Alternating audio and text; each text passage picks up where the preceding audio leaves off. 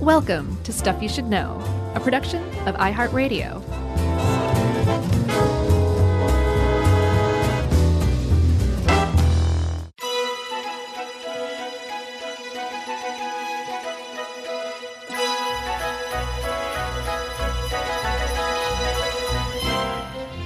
Hey ho, and welcome to the podcast. I'm Josh, and there's Chuck, and Jerry's even here, and we're all wishing you glad tidings and merry tidings and decking the halls and all of that for this very special 2020 Christmas edition of Stuff You Should Ho. Did you say Stuff You Should Ho? I did. That's great. I thought so too. How have you Chuck, never said that before? I don't know. It just came to me, and it basically made up for the pan of apple pie turnover analogy in the buffet episode, if you ask me. Oh, you tried it twice though, didn't you? The apple pie one? Mm-hmm. No, I hit the 3-time thing. Oh, you did? For genuine comedic effect. And I think that episode might, I don't know, is that going to come out before this one? Yeah, it came out on the 23rd. Oh, okay. And what day is this one out? The 25th, I believe. Is it on Christmas Day this year? I don't know. I'm going to look right now to see, and as I'm talking... No, today this one comes out on the 24th, so buffets came out on the 22nd. Oh, but it's Christmas Eve. That's even better almost. Yeah, Merry Christmas Eve, everybody. Yeah, Merry Christmas Eve, and we like to remind people, as per tradition, we fight tooth and nail for this. Mm-hmm. It is an ad-free episode. And that's all we have to say about that. We don't do ads for these episodes. Nope. This is it's a very special thing every year. This one in the Halloween episode. Yeah, we didn't even talk about how we're going to order these, but I'll go ahead and make a pitch for lead tree tinsel to go first. Okay. That's what I've got up first too, Chuck. It's a Christmas miracle.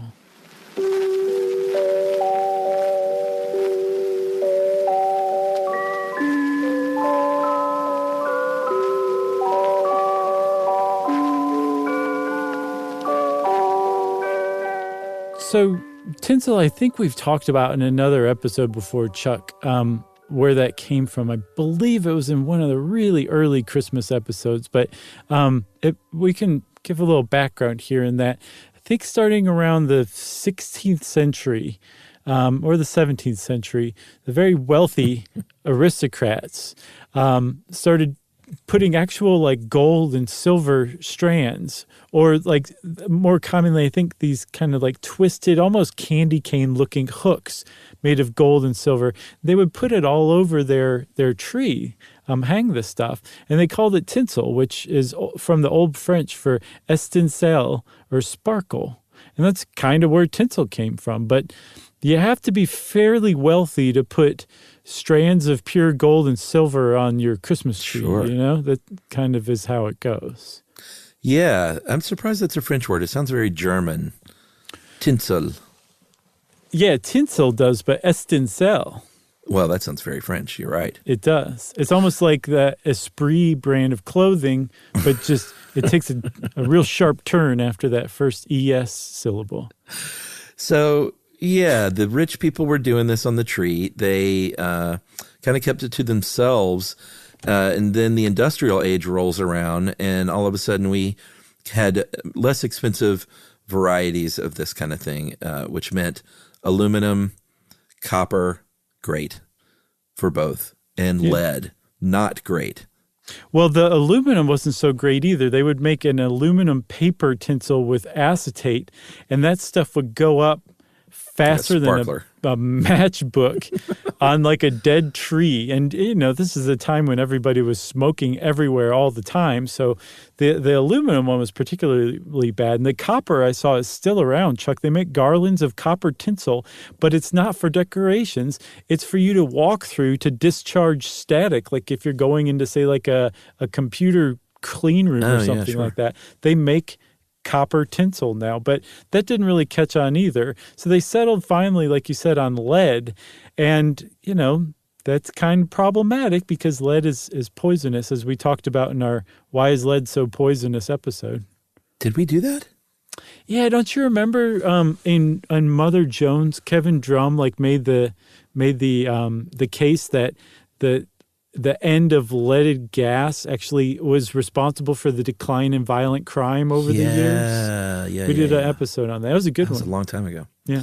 So this was before the FDA got involved and knew that lead was, in our plates and in our paint and in our jewelry was killing people. Mm-hmm.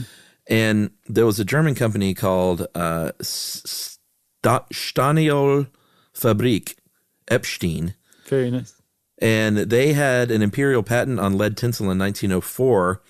And people loved this stuff. It translated Staniol Lametta into tiny blade, which is hysterical if you think about it. It's kind of what they were. Yeah. But people loved this stuff because they started making it in South Philly too in the early 50s. It really looked great. It hung on the tree very heavy, obviously, because it's lead. Mm-hmm. And it looked, apparently this woman, Susan Wagoner, wrote a book called Handcrafted Christmas where she talks about how wonderful it was, and it didn't tarnish, and it just gave a really kind of heavy icicle look to the tree. Yeah, and so that German patent was issued in 1904, and I guess it took almost 50 years before it made its way over to the United States. But by the 50s, there was a company called Bright Star Manufacturing that was making lead tree tinsel for use in the United States too. But the party didn't last very long, about a decade really, before it was becoming quite obvious that lead poisoning was a real problem. And the thing is, it's like you said, there's a lot of places where lead turned up in your house, including on the plates you ate from. So tree tinsel was probably one of the lesser evils in your house that you were going to get lead poisoning from, but it was also one of the easiest things to phase out. And so the FDA kind of zeroed in on getting rid of lead tree tinsel using these kind of back channel methods to get rid of it before anybody knew what was going on. Yeah, so they ended up making a deal, the FDA, with tinsel importers, and said, you know what, you've got no product here that you can sell here anymore. And this was in the early 70s. Mm-hmm. Your time here is done. Right. And the thing is, though, they didn't get the word out. It's not like that was like burning up the headlines all over the country, because what they were afraid of was people love this stuff. And if they hear that it's going to go away, people are going to go out and start buying up all the lead tinsel. Totally. And it's going to be counterintuitive to our goal here, which is to get rid of the lead tinsel. Right. It would take, years and years before that finally got phased out. It'd be so much easier if it just didn't come back one year. And that's basically what happened. The FDA managed to kind of secretly get rid of lead from Christmas tinsel and say, come up with some other stuff. And in very short order, plastic came along to replace it. But what was crazy, Chuck, is that lead tinsel remained available in Germany until 1988. Really? Yeah. They did not get rid of the Lametta until then. Wow. Well, it's very surprising. Germans are tough. So I want to say also big shout out to our friend and longtime listener, Robert Paulson, for suggesting that one. And as you'll see later on in the episode, he's basically the secret elf for this year's Christmas extravaganza. So thank you very much, Robert. That's right. His name is Robert Paulson. Should we move on to Charles Dickens? Oh, yeah. I thought we would just leave it at his name is Robert Paulson, but yes. All right. Here we go with a little bit on how Dickens saved Christmas. Stille Nacht, heilige Nacht, gesungen vom Nebenquartett, Edison Rekhoff. Stille Nacht, heilige Nacht, alles schläft einsam wach. So, everybody thinks like A Christmas Carol is the most Christmassy thing that anyone's ever come up with. And until A Christmas Story came along, that was true.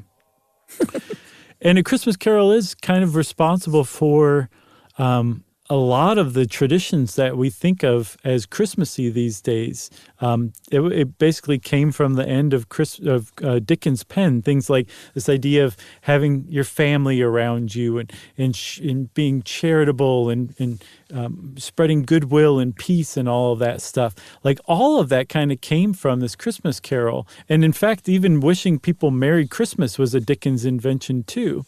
But what a lot of people don't realize is that Dickens, when he wrote A Christmas Carol, he basically grabbed Christmas out from the clutches of oblivion and dragged it back into popular culture. That he was largely responsible, or one of a few Victorian authors who were responsible for saving Christmas from obscurity from around that time, about the middle of the 19th century.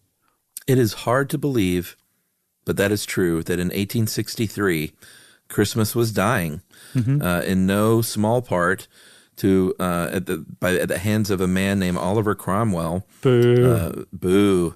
Lord and Protector of England, very famous 17th century Puritan, who didn't like Christmas. He didn't like the people going out and having a good time and drinking and eating too much. And he was like, listen, there's no scriptural basis for Christmas. It's not in the Bible. There is no, there's the Sabbath, of course, but it doesn't say, hey, everyone get together on the 25th and get drunk, does it?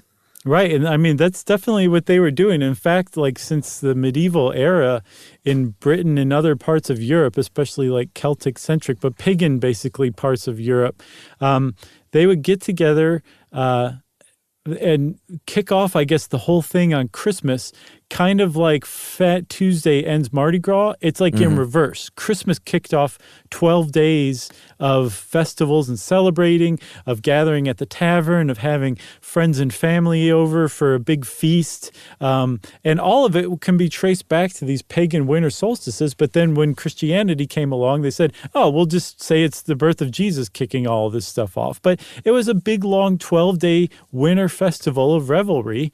And people really appreciated it. And Cromwell said, no, that's too much fun. Christmas is hereby banned. And he got it pushed through Parliament that Christmas was in fact banned. Yeah, and a couple of acts of Parliament in 44 and 1647, he pushed it underground essentially because people still did their celebrating. It just wasn't as raucous at the local tavern. It was a little more at home behind closed doors, but he certainly could not dampen people's spirits. They just took it inside, basically. Yeah. Then the Industrial Revolution comes along, and people worked on Christmas. And it wasn't like, oh, I got to work on Christmas this year. It was like Christmas was kind of like any other day, and you just worked because the factory was open, because there were 7 days in a week, and you were expected to work all of them. Yeah, Cromwell couldn't quite get rid of it, and he and the rest of the Puritans got pushed aside when the monarchy came back and all that stuff got overturned. But just, about 100 years later, when England went through the first Industrial Revolution, that almost did it in, because, like you said, everybody was too tired to celebrate Christmas. They didn't have any time off. But also, very importantly, Chuck, a lot of those people who had been celebrating these Christmases in the medieval style with feasts and friends and family and revelry and carols and all that stuff, they used to do that back in the country during the agrarian age. Well, the agrarian age had come to an abrupt halt during the industrial age, and so all those people had moved from the country to the city, and they didn't have these long-standing multi-generational community ties any longer, so celebrating Christmas kind of fell away. It stayed back there in the rural areas, and it didn't quite make that transition to the city. So between these long 7-day work weeks and then this transplanting from the countryside to the city, Christmas was almost lost had it not been for Dickens. That's right. Then A Christmas Carol comes along, and that kind of did it. People loved it. It was a very big hit. He didn't make a ton of money on it and that was kind of his fault, because he really wanted a really good-looking book that was packaged well. He didn't want to charge a lot for it.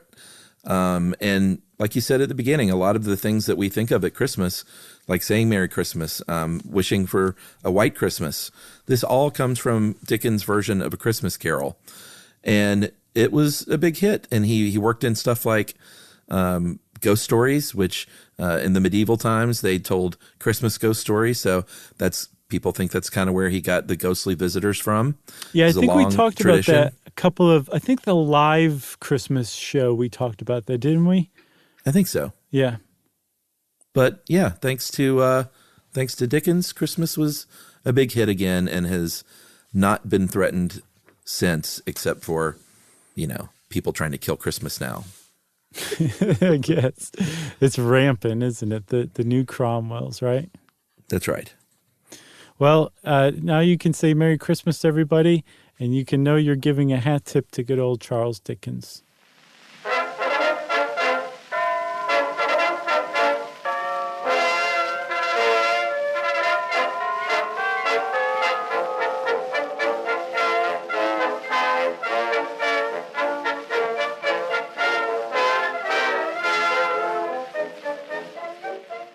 All right, next on our list of merriment is finance and economics, but in a very fun way.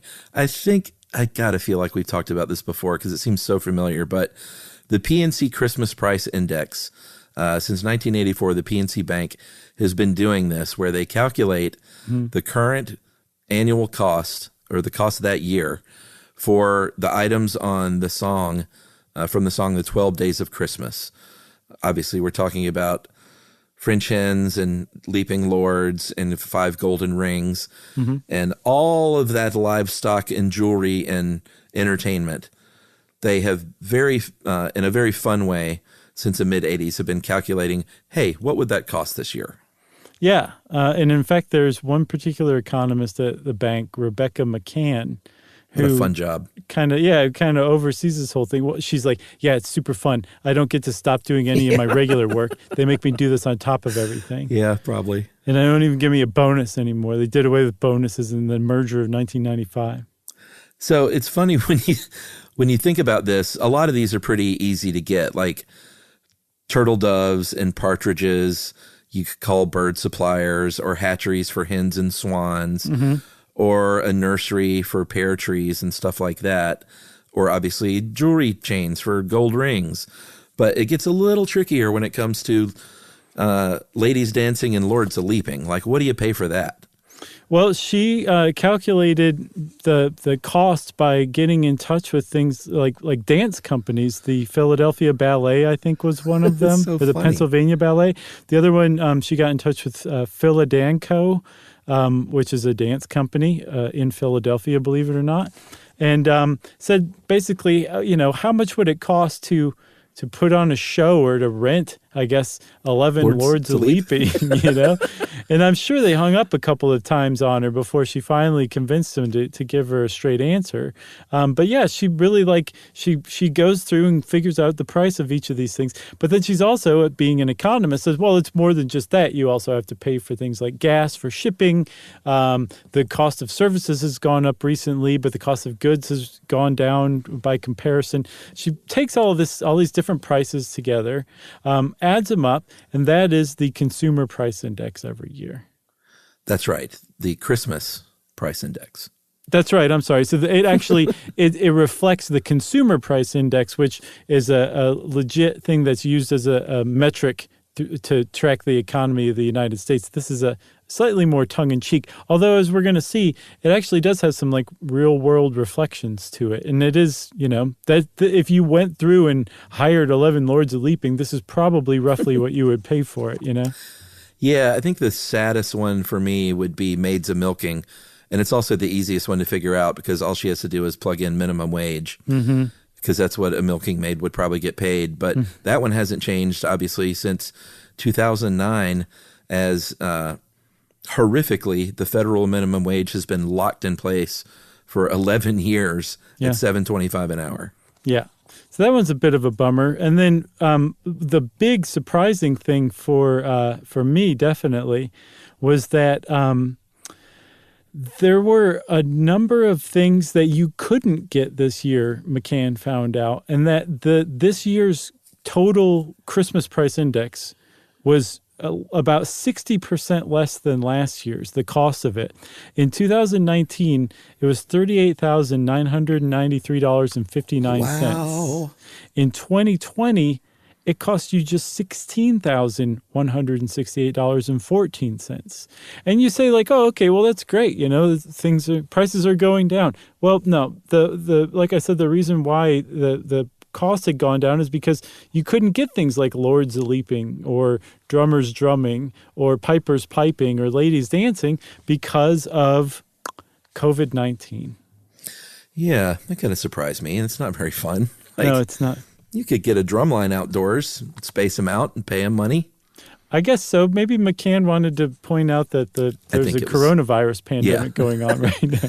Yeah, I think that's kind of the deal. I think there's a bit of a nod and a wink and a message to be sent each year when this is released. Yeah. But the thing is, Chuck, even if you're like, whatever, I don't care about the pandemic, I've got this price in hand. I'm going to go with the 2019 prices because I'm really going to twist the arms of those dance companies and get them to lend me some dancers. Do you have to stop and ask yourself, like, are these actually good gifts anymore? Yeah. The answer, I think, would be no. I mean, yes, the birds a calling, those are canaries. That's a pretty good idea. Sure. Or if you have like a farm friend and you're like, not only did I get you some chickens, I got you some French hens. I think they might be slightly impressed. Everybody would like 5 gold rings, that kind of thing. But if you put the whole thing together all at once, it can be kind of overwhelming. And they mentioned this on an episode, a Christmas episode of The Office, where Aaron, the receptionist, says, whoever is my secret Santa that's buying me the 12 days of Christmas presents, like, please stop. It's ruining my life. Yeah. She said the French hens are plucking at her hair to make nests out of it. Oh, that's good. Some other terrible stuff. So I guess funny. if that's your idea, if that's your thinking that you're going to buy your true love the presents from the 12 days of Christmas, just don't. Don't do it. Maybe some leaping lords, but then stop. All right, shall we move on to our next segment? Yes, let's.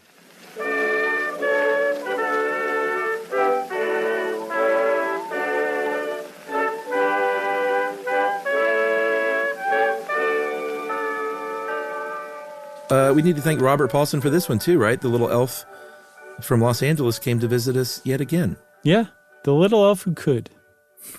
So this is about the first department store Santa Claus, and we need to caveat this in a big way because 1890 is when Colonel Jim, James Colonel Jim Edgar of Brockton, Massachusetts, claims, and people look at him as the first department store Santa Claus. And we were emailing back and forth because Macy's, they say, goes back to 60 something. Yeah, there was another one called, I think, J.W. Parkinson's from Philadelphia, who hired somebody to dress up as Santa and climb the roof, even before Macy's. But Macy's was the first to actually have a Santa in their store. And there's postcards from the 1870s that clearly show this, that Macy's was the first. And yet you can go all over the internet and you search the first department store Santa, you're going to come back with James Edgar. And people even mentioned this in the same article that, yeah, Macy's had it first, but this guy's the first. Just, let's go out back and fight over it if you want to. Yeah, I think what you found and what we're just going to agree on is that it said he was the first known. What was the exact wording? Not known quantity, but known individual. Known entity, I think is how they put it in the weirdest possible way. Yeah, the only thing we could figure out is that James Colonel Jim Edgar was the first person to say, hey, I'm Santa Claus in this town, and my name's Colonel Jim Edgar, and everyone knows it's me that's doing this thing. And he became known as the guy, whereas I guess Macy's just had nameless Santa Claus. So maybe that's the difference. That's all I can figure out.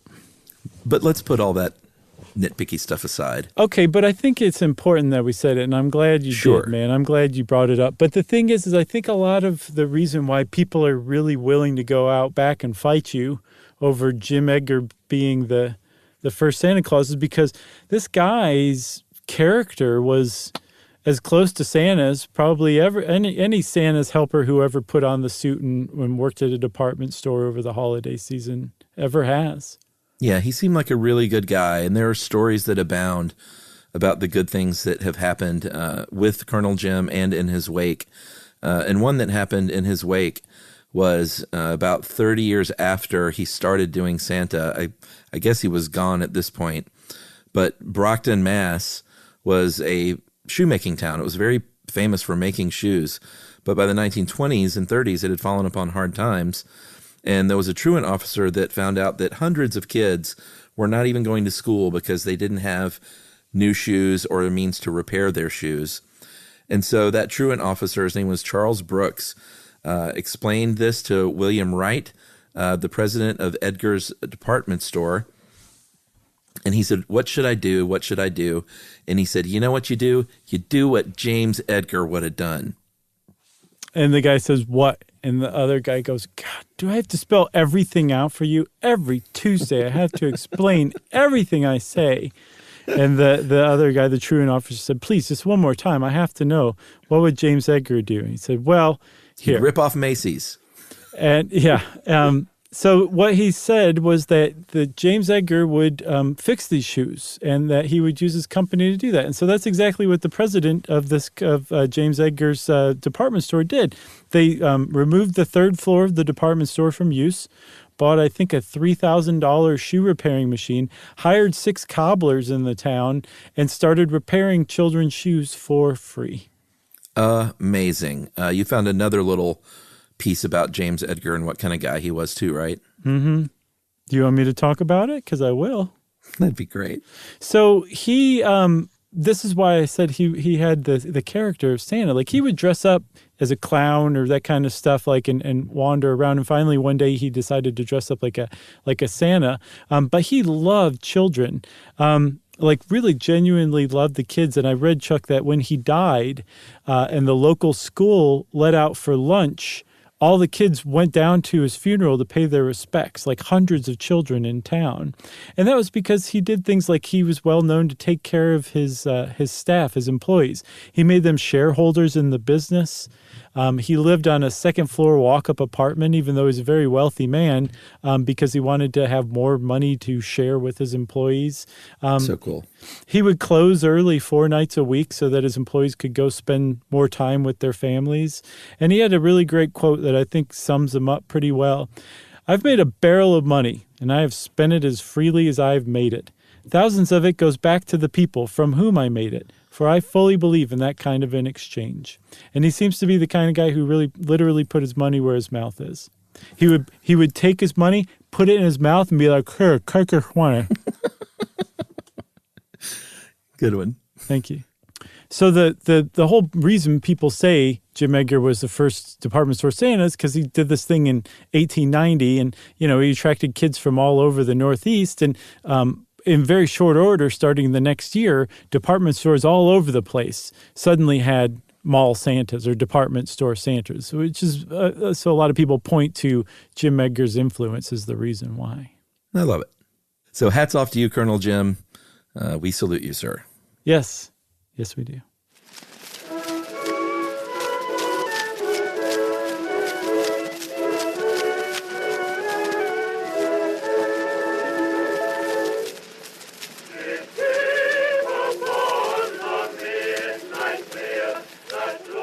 All right, so the leg lamp from A Christmas Story. Yeah. I know that we had to have talked about this at some point when we talked about A Christmas Story in one of our previous holiday episodes, but we're going to talk about it again. We could talk about this every year, and I'd be happy, man. Everyone knows the very famous major award from The Christmas Story when the old man wins this award that is brought into his house in a crate, pulled out to the horror of his wife, the wonderful Melinda Dillon, and the leg lamp and the kitschy item that everyone likes to have on their tree or in their actual window to this day was born. Yep. So there's some really great background about that leg lamp in particular. As far as the movie's production went, it was designed by the production designer, I believe. Yeah. His name was Reuben. What was his last name, Chuck? Reuben Fried. Reuben Fried. And so Reuben Fried based it on the description by Gene Shepard, who wrote the book, In God We Trust, All Others Pay Cash, that A Christmas Story was based on. And apparently Gene Shepard was involved in the production and saw some drafts of what Reuben Fried had drawn up and said, yep, that's it. But Gene Shepard apparently based it on a knee-high sign that he'd seen as a child, right? Yeah, knee-high soda you can still get knee-high soda, like the knee-high orange and grape. Mm-hmm. And I think it had a pair of gams, had some ladies' legs, and he liked the look of them. And this is how I love the reading, actually. And this is from, I actually got this part from the man behind the leg lamp, from Reed Krieger from InventorDigest.com. Nice. A few years ago. And this is from the actual short story, My Old Man and the Lascivious Special Award that heralded the birth of pop art. And I guess, was that the deal, is In God We Trust, All Others Pay Cash was a collection of short stories? Yeah, and that Bob Clark interpreted them perfectly into the movie A Christmas Story. So this is how it was described in that book, The Leg Lamp. From ankle to thigh, the translucent flesh radiated a vibrant, sensual, luminous orange, yellow, pinkish nimbus of pagan fire. All it needed was tom-toms and maybe a gong or two, and a tenor singing in a high, quavery, earnest voice. A pretty girl is like a melody. Such great writing. It is really great. I love Gene Shepard stuff, even though I've never read a lick of it. I just love The Christmas Story that much, right? Exactly. So the leg lamp actually made its first debut before A Christmas Story did. It showed up on a PBS special called The Phantom of the Open Hearth. Yeah, and I watched Kiss. it. Dude, I watched it, and it is wrong. It is the most alien thing I've ever seen. Ralphie's like 15 and a bit of a punk. Randy is like about what Ralphie's age is in A Christmas Story. It's just really weird in mid-70s. So it should be stricken from the memory of humanity. But if you're interested, you should go check it out, and you'll see what I'm talking about. It's just very weird. But they have a leg lamp in there. They basically adapt the same short story. But this leg lamp is way more tasteful than what Reuben Fried came up with. And once you've seen the Reuben Fried one, everything else is kind of pales in comparison to it. Yeah, I mean, you remember Reuben Fried's version had a stocking and a little fringe hanging down. It was a very sexy lamp. Mm-hmm. And I think that's what made it so iconic. I believe they made 3 of them for the movie. The story is that they were all broken during the production of filming, although, and this is from Reed Krieger's article, supposedly there was a special effects like prop shop in Toronto that said that they had one of them, one of the originals, until the early 1990s, which may be true. Yes, there was a guy named Martin Malivoire, and he worked on the movie. He worked on several movies, but he worked on A Christmas Story, and he said himself that he had several of these things in his shop, that they actually made more than a dozen, not just 3. So it's not entirely clear, but there doesn't seem to be any surviving ones. He said he threw his out in the 90s, which is terrible. It's like me throwing out Burt Reynolds' door, or Jackie Gleason's door. Yeah, or Burt Reynolds' mustache. Don't throw that out. But the one thing I couldn't find was whose leg it was molded from, because it was supposedly molded from a human model's leg. And I could not, that seems to be lost to history. Another kind of fun fact here, if you notice carefully when they're bringing that crate in, it says his end up instead of this end up. And a lot of people think that's just a little joke, but apparently it's just a movie thing. The crate was too big to fit through the door. So the set carpenters came in and shaved 4 inches off, which included that letter T. Yeah. That's a good one. And then that lamp is just so iconic. It actually is patented. The lamp itself is patent number 3 833-64542. And there's Christmas ornaments you can get. We actually have a string of lights, of leg lamp lights. Oh, nice. But the ornament itself has a patent. And the town of Cleveland, where we talked about A Christmas Story being shot partially, turned one of its skyscrapers, like they changed the light so that it created a leg lamp to commemorate the 30th anniversary of the movie in 2013. That's right. And as we said back when we initially talked about the Christmas Story house, if you were a fan of that film, I highly, highly recommend you visiting the Christmas Story house there in the shadow of Cleveland. It's to walk around that home is a pretty great thing. Very special place to be. I got to go. You never went? No, I've still not been. Yeah, you guys will make it over there at some point. Go to Cleveland. Cleveland's great. Go to the Rock and Roll Hall of Fame. Mm-hmm. Check out this. You probably don't care about the NFL Hall of Fame. That's kind of cool, though, if you're into football. But sure, it's worth it to go to the Rock and Roll Hall of Fame and the Christmas Story house. Are you talking about the Hard Rock Cafe, Cleveland? No, the Rock and Roll Hall of Fame. I don't know what that means. It's where you walk around. I'm teasing. At the end when they have everyone's original clothing and these iconic outfits like Prince's Purple Rain and Mick Jagger's thing and Bruce Springsteen's outfit from Born in the USA. And you just walk around and look at them all and think, was Prince 9 years old? Yeah, he was a little guy, wasn't he? Was Mick Jagger 12? They're all tiny. Mm-hmm. Well, very few big rock stars. A lot of energy. It's like a small dog. Small dogs have a lot more energy than big dogs. You know what I mean? That's right. Man, I guess that's it about the leg lamp, huh? Yeah. Well, actually, I want to know where you hang those lights. Do you string those on the tree, or are they like, on a archway or something? Archway or something. Yeah. Yeah. Because you can't just throw one string of leg lamp lights among your other lights.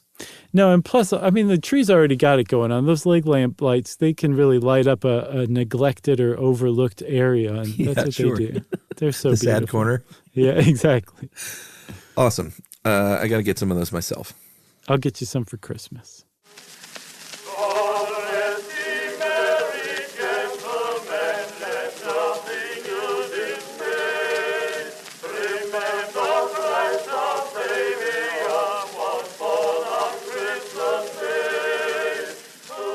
All right, Chuckers. So it wouldn't be 2020 if we didn't have a Christmas segment about COVID-19. This is for all the kids out there, because I know kids listen to this with their families on Christmas Eve. It's a tradition. Mm-hmm.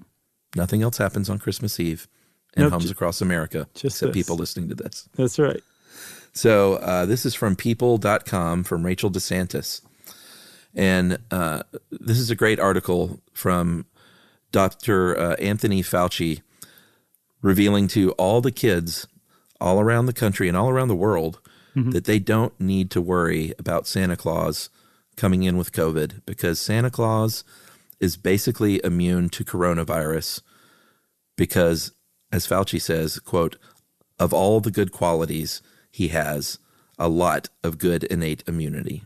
Yeah. So Dr. Fauci is reassuring us that Santa is immune. And it makes sense, Chuck, because, as everybody knows from A Night Before Christmas, Santa's actually an elf. He's a jolly old elf. So, of course, he would be immune to something like COVID-19.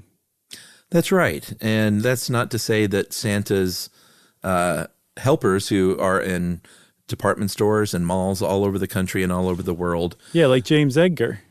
That's right. Those guys are oftentimes are elderly gentlemen. Mm-hmm. Sometimes they may be carrying a little extra weight. Mm-hmm. And I guess the nicest way to say this is that those Santas are high risk. Right. But everybody wants to see Santa's helpers in the mall whenever they get a chance to, even during a pandemic. So there's a lot of these Santa's helpers who are figuring out how to do it as safely as possible. And this year, there's things like the virtual Santa visits, which apparently Macy's, which apparently is the originator of the department store Santa. This is the first year since the 1860s that Macy's will not have a Santa at their department store in person. They're still going to have a virtual Santa, though. The ghost of Colonel Jim Edgar is right now just saying, why are these two loudmouths messing with me? Right. I will haunt you. Yeah. And he has been. Has he been haunting you? He's been haunting me for the past couple of days, for sure. He is terrifying. So, they're doing some virtual Santa meeting by appointment. I thought this was fairly creative. This one Santa named Stephen Arnold, who is a professional Santa, said he has 3 engagements where they are setting him up in sort of a protective bubble built to look like a snow globe. And I thought that was a very cool, kind of fun, creative idea. Yeah, the other 2 engagements, he's going to be sitting on a giant fire truck or a giant sleigh and waving like from a don't afar. climb up me fire truck, that kind of thing. Basically, yeah, with his foot sticking out, like stay back, Yeah. stay back. But yeah, there's no reason you can't see Santa, but probably just virtually this year, you know? But at the very least, you don't have to worry about the real deal coming through on Christmas Eve and Christmas, when Santa comes through, because he's not going to be spreading COVID. He's just going to be spreading glad tidings and jolliness. No, so you don't need to worry about that, kids. You need to put out those cookies and milk. Mm-hmm. You need to put out those carrots and celery for those reindeer.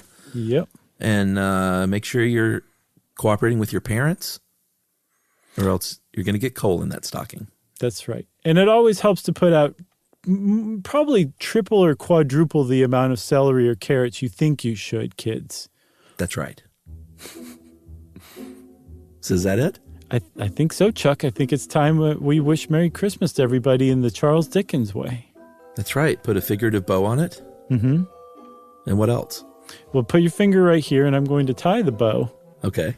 And then when I count to 3, move your finger at the last second as I tighten the bow. You ready? Uh-huh. 3, 2, 3. Ouch. Okay, we just got it. Gotcha a little bit. You're going to lose that nail. So happy holidays, everyone. No matter how you celebrate it, we're thinking of you. It's been a tough year for everybody. We look forward to a light at the end of the tunnel next year. And we just hope you're with the friends and family that you really care about. I know everyone's forced to keep it small, but hopefully that will not tarnish your Christmas and that everyone has a really great holiday. Yeah, just remember there's going to be another Christmas next year and the year after that and the year That's after right. that. And we can all make it through this one. Because Christmas isn't necessarily about traveling or flying or doing or seeing. It's about feeling and family and charity. And you can experience all of that online this year. So no matter where you are, no matter how you celebrate it, no matter who you are, Merry Christmas, Happy Holidays, however you say it. Hopefully the joy of the season alights upon you and yours. Huzzah.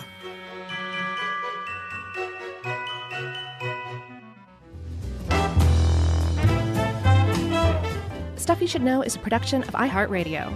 For more podcasts from iHeartRadio, visit the iHeartRadio app, Apple Podcasts, or wherever you listen to your favorite shows.